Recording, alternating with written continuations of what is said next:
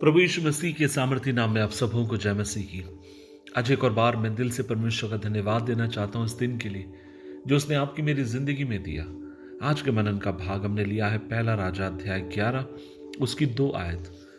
बीते समय में यहोवा ने इज़राइल के लोगों से कहा, तुम्हें अन्य राष्ट्रों की स्त्री से विवाह नहीं करना चाहिए।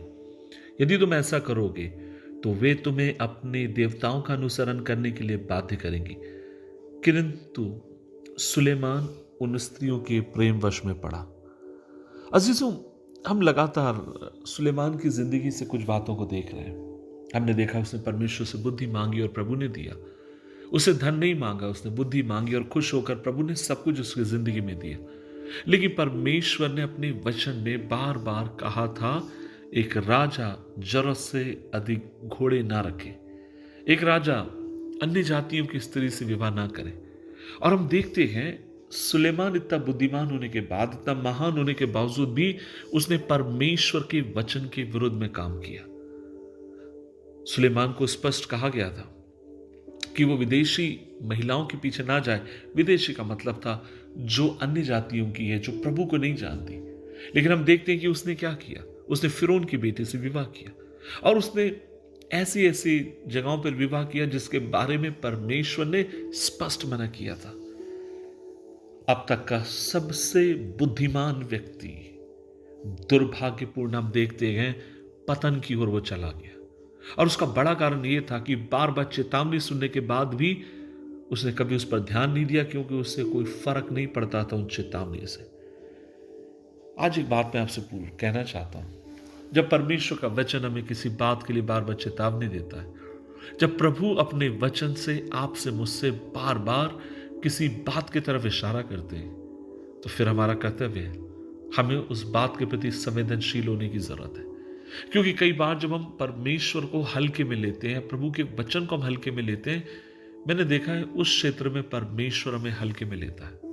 दूसरे शब्दों में मैं एक बात कहना चाहता हूं, यदि आप कभी देखो किसी की बेटी सही रास्ते पे नहीं चल रही, किसी का बेटा वो सब काम में संलग्न है जो उसे नहीं करना चाहिए, और जब आपको पता चलता है, आप क्या करते हैं? मैं आपसे कहना चाहता हूं, आप उसके लिए प्रार्थना करिए। लेकिन हम में से अधिकांश लोग क्या करेंगे?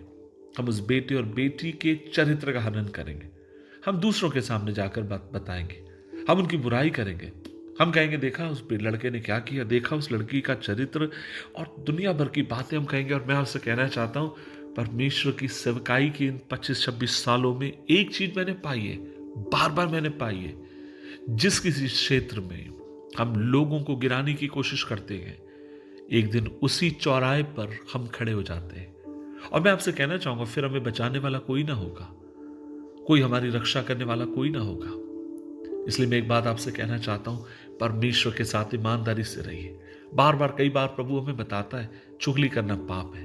कई बार परमेश्वर हमसे बार बार कहेंगे जिस रास्ते पर हम चल रहे हैं और जो बात हम कह रहे हैं वो गलत है, और हमें लौट कर आने की जरूरत है परमेश्वर की उपस्थिति में, ये कहते हुए, प्रभु मैं तेरे वचन को मानने के लिए तैयार हूं।